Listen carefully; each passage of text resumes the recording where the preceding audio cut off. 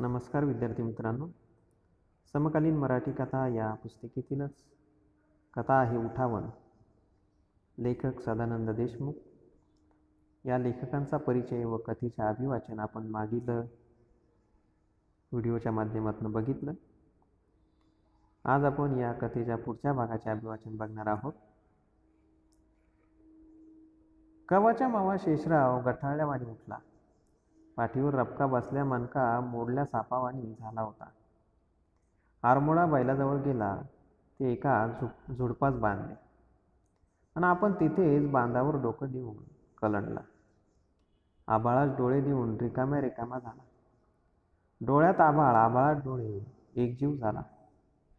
मनात चिंता विचार वारून फोडल्या मुंगासारखे झाले.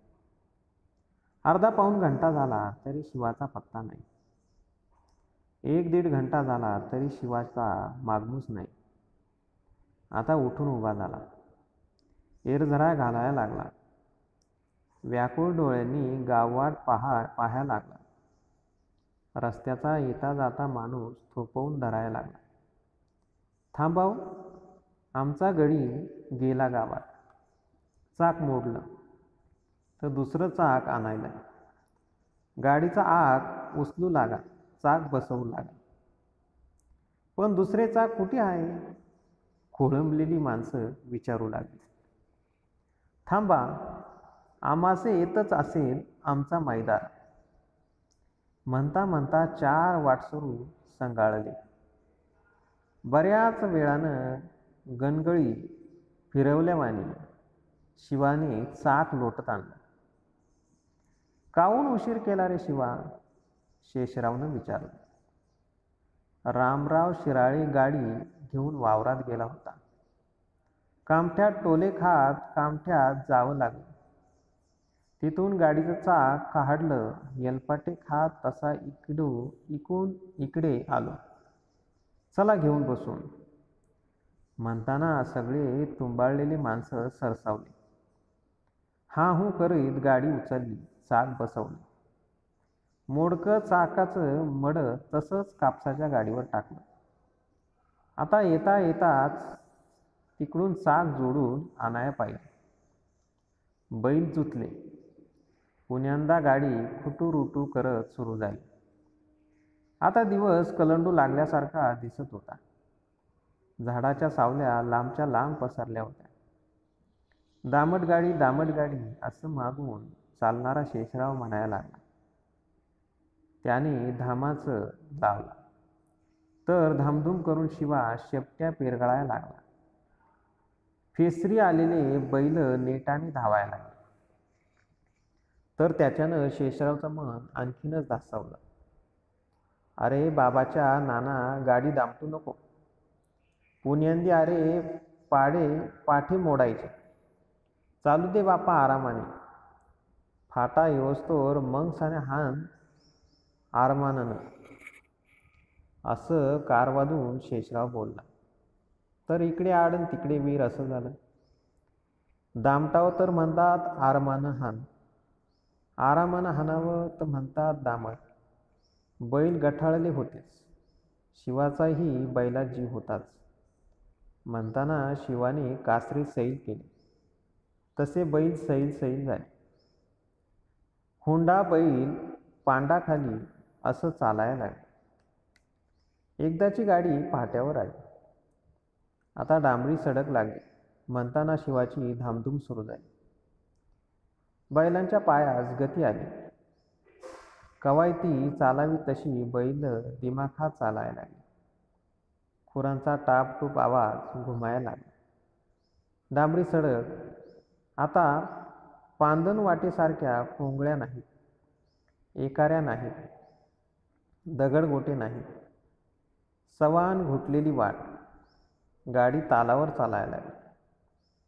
मागे चालणारा शेषरावही धांद धरून उडी मारून गाडीवर बसला. मनात धाकधूक दिवस मावळायला लागला. गाडीचा नंबर लागतो का नाही, बोनस मिळेल का नाही, काळजीचा भुंगा आता काळीज पोखरायला लागला. गाडीचा नंबर लागते का नाही कोणास नाही माहीत. नाही लागला तर माय मी एवढा कातोडा करून सन्या काय फायदा? अहो लागल हो मालक. दिवसाची तारीख किती वाजता बदलती? शिवानं मागं पाहत विचारलं. किती? रातच्या 12 वाजता. 12 वाजेपासून मग उद्याची तारीख सुरू होती. अरे हाव गड्या, हा पॉईंट मपल्या लक्षात नव्हता आला.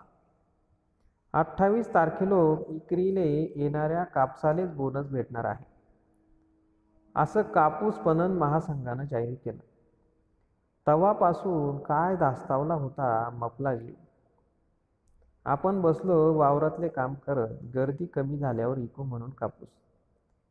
तर ते आपल्या चांगलटी येते का काय असं वाटायला लागलं होतं. म्हणतात ना, गाडीवर बसलेला शेषराव एकदम निर्धास्त झाला, सुखाहून सुख झाला.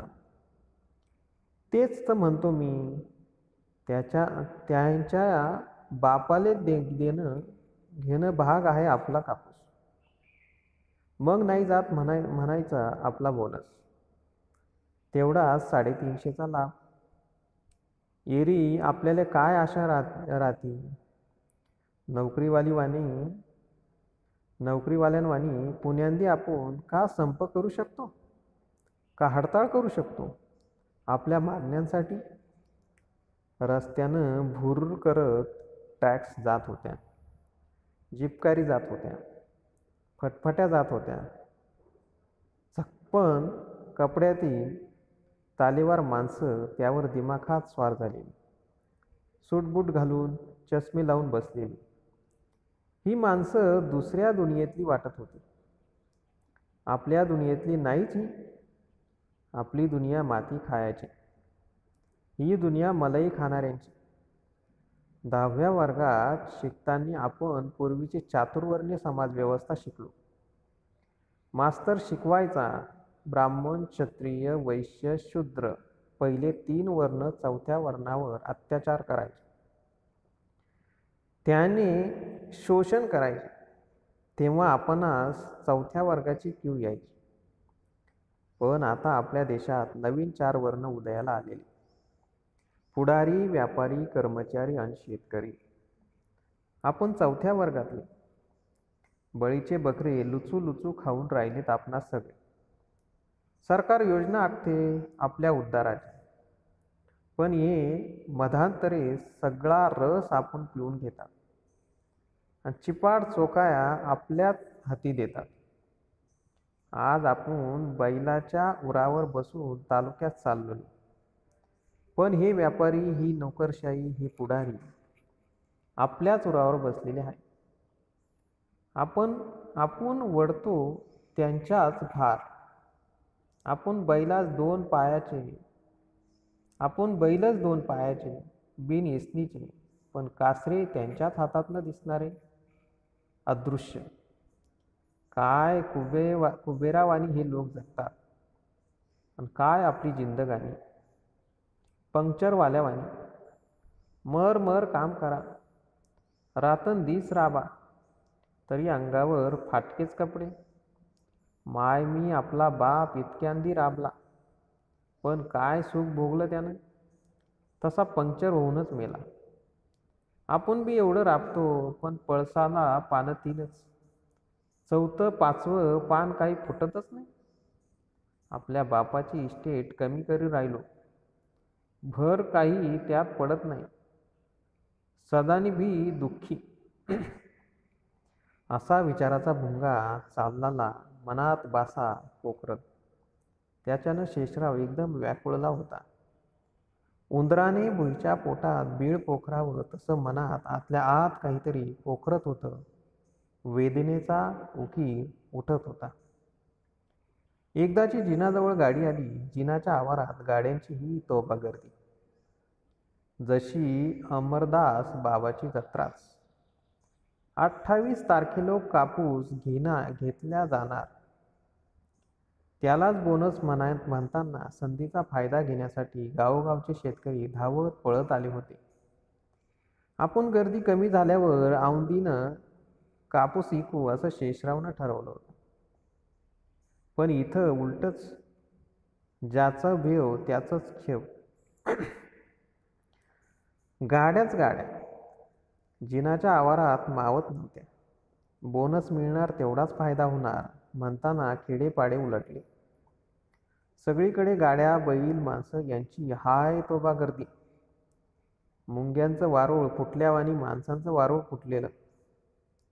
रस्त्याकडेच्या हॉटेल गच्च गर्दी भरलेल्या. जिलेबी भजी तळणं सुरू. त्यांचा घमघमाट आवारात सुटलेला. संधीचा फायदा घेण्यासाठी काही उघड्यावर हॉटेल थाटलेले. 4 चाकी लोटगाडीवर स्टो झणझणून चहा पाण्याचा धंदा जोरात आला होता. शेषरावची गाडी फाटकाजवळ आली तर फाटक बंद. आधीच्या 8-10 गाड्यांसमोर ताटकन उभ्या शिवाने गाड्या मागे गाडी थांबवली. "आओ पाहुणं, गाडी काहून बाहेर घाला ना आत." "अरे कशी घालावा, फाटक बंद केलं वॉचमननं." पुढचा गाडीवाला. "आमचे बैल टांगाळून पडले, रिकाम्या राहिले." त्याच्या पुढच्या गाडीवाला. फाटकच उघडून नाही राहिला भला माणूस." त्याच्याही पुढच्या गाडीवाला. "काहून ते?" म्हणत शेषरावनं खुटल्यावर एक पाय दिला, दुसऱ्या पायाने चाक चाचपून दुसरा पाय दिला आणि मग खाली उडी घेतली.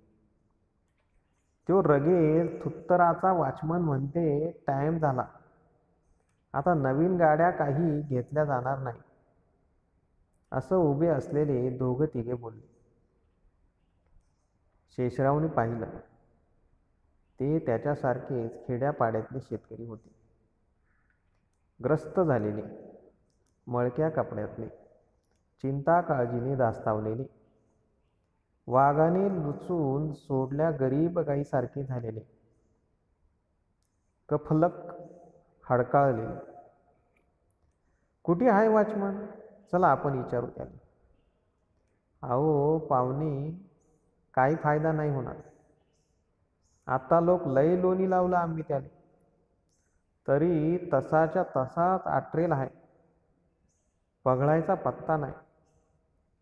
हा म्हातारा वतारा माणूस हराळखेड्याचा. पाया पडला त्याच्या. बापासारखा हा म्हातारा, पण याले बुक्का मारला त्याने. लात मारून ठोकरलं याले. 5 क्विंटलवर बोनस मिळावा म्हणून तरफडा करत आला. या वॉचमनला पाया पडला तर त्याने लगी याले मारलं, असं एकानं सांगितलं. शेषरावनं पाहिलं. म्हातारा शेतकरी मुळमुळ रडत होता. मध्येच खोकत होता. नाक वरपत होता. बेहाल झाला होता. त्याची ही अवस्था पाहून शेषरावचं डोकं तडकून उठलं. हातात काठी होती तर बूट आवळले गेले. "त्या काकास मारलं तेव्हा तुम्ही काय तिथोर पाहत होते का? तुम्ही काहो काही नाही हात उकळून फेकला त्या हरामखोराचा?" शेषरावच्या आवाजात जसे निखारे उठले. "आता काय करता राव? आपल्या नशिबातच हाय हे ठोकराठोकरी. हे एका दिवसाचं का आहे? हमेशाचंच गारण आहे. कुठं बी जा, आपल्या नशिबात ठोकराठोकरी." आणि पुण्यांदी सनकीपणा दाखवून आपलेच 3-13 वाजवायचे. आपण काही उठावण करू शकत नाही. मागलं दिसा असंच एका कंडक्टरनं पैसे वापस दिलं नाही. मागायच गेलो तर शिव्या द्या लागला. गुच्ची केली. मग काय, साल्यानं मपल्या अंगावर तिकिटाची पेटी आणि पैशाची थैली भिरकावली आणि ठेसनात गेला. तर तिथे पोलिसांना मपलीच पिटाई केली आणि 500 रुपये दंड घेतला. आपल्या पाठीशी का सरकार आहे? कर्मचाऱ्याच्या पाठीशी आहे. पुण्यांदी कोर्ट कचऱ्या करण्यास आपल्याजवळ काय आहे? असं म्हणून सांगणारा शेतकरी त्या आठवणीने गलित गात्र झाला. शेषरावलाही ते पटलं. करून ते पुढे सरकला. तशी शिवाला काळजी वाटली. जरा सबुरीनं घ्या मालक, सनकीपणा नका दाखवू, तो म्हणाला. शेषराव वॉचमन जवळ गेला. का हो वॉचमन साहेब, उघडा ना फाटक, गाड्या घ्या ना आमच्या आत. जमणार नाही. काहून ते? टाईम झाला. आजच्या दिवसापुरती मोलत होती. आता तुमच्या गाड्या उद्या आत घेतल्या जाणार. अरे हो गड्या, उद्याचा दिवस तर रात्रीचे 12 वाजेपासून सुरू होते ना. तुम्ही आत्ताच कसं काय बंद केलं फाटक? असं शेषरावनं रागात विचारलं. तसे भोवताली उभे असलेले शेतकरी एकदम करंट लागावा असे सावध. अरे हो गड्या, उद्याचा दिवस तर रात्रीच्या 12 वाजेपर्यंत सुरू होत नाही. तुम्ही आत्ताच कसं लावलं फाटक? रात्रीचे 12 वाजेलोक येल गाड्या घ्याव्याच लागताना. असं म्हणत सगळे पुढे झाले. एक वाळका, दुसरा दाढी वाढलेला, तिसरा फाटक्या कपड्यातला, चौथा मातकट तोंडाचा, सगळेच्या सगळे पुढे झाले. दार उघड, फाटक उघड असे म्हणायला लागले. काही फायदा होणार नाही. आतल्या बाजूने टुलावर बसलेला वॉचमन असे गुरमीत बोलला. काहून ते? मले साहेबाची ऑर्डर आहे. गाड्या आत घ्यायच्या नाहीत, फाटक बंद करायचं. मग आम्हाले साहेबाच भेटू दे. साहेब बाहेर गेलेत फटफटी घेऊन. आम्ही पोलिसात कंप्लेंट करू, कोणीतरी धमकी दिली. तसा वॉचमन बेकरी हसला. म्हणाला, आता पोलीस काय करणार आहेत इथे येऊन? म्या काय चोरी केली? तशी माणसं आरबळण गेली. काय करावं, काय सुचेनासं झालं. तसा शेषराव एकदम नरम झाला. एका शेतकऱ्यास बाजूला घेऊन म्हणाला, याले साहेबा गिबानं काही सांगेल नसावं बहुतेक. हात चहा पाण्यासाठी मुद्दाम आडून घ्या लागला बहुतेक. फेकू याच्या पुढे 5-10 रुपयाचा तुकडा. अहो, साहेबानं सांगितल्या बगर एवढी कोंडी करू शकते का हे बैतान्या थुत्ताराचं वॉचमन? सगळ्यांची सांगड असती याची. व्यापाऱ्याचा झुंडा लेंड्या कापूस हे फेअरमध्ये घेतात. आपला सुपर फेअरचा लेंड्यांच्या भावात घेतात. व्यापाऱ्यांच्या फाऱ्या वाढवून देतात. समदे लेकाचे चुरू खातात. खा म्हणावं, भरावं लागणं देवाच्या दारी. हळकळा लागताना, मरताना हातपाय खुरू पैसे खाणारे औंदाच्या साहेब जरा बेकार आहे म्हणतात. गेलं सालच्या शेतकऱ्याला लय कनवाळू होता. असतात असे काही तांदळातले खडे. प्रत्येक खात्यातच आता लाच खाऊ झाले. कुठं बी जा, पैसे बिगार काम होत नाही. अरे पण यायले सरकार पगार देतं ना. फुकट करता काय हे काम? कणकण पगार घेतात. पण जिकडी तिकडी खुदळ खाऊ पैदा झाले गाजर गवतावाने. वावरात जसं समद गाजर गवत पीक खाऊन टाकते, तसा ही समदा देश खाया लागे. समधी माणुसकी खाया लागे. हंटर माराय पाहिजे एकेकाच्या पैसे मागणाऱ्यांच्या. असे म्हणून एका शेतकऱ्याने कर्कट दात खाले. सगळेच संतापले. पण जाऊ द्या, आपली गरज आहे ना. आडला धरे पडलिले तशी गत झाली आपली. चारा त्याले हॉटेलात नेऊन जिलेबी भजी. माय मी आपण शिळे तुकडे मोडा आणि या चोरायले जिलेबी भजी चारा. आता काय इलाज आहे? विद्यार्थी मित्रांनो, आजच्या भागात आपण या कथेचे अभिवाचन बघितले. कथेच्या उर्वरित भागाचे अभिवाचन पुढच्या तासाला आपण बघणार आहोत. तूर्तास धन्यवाद.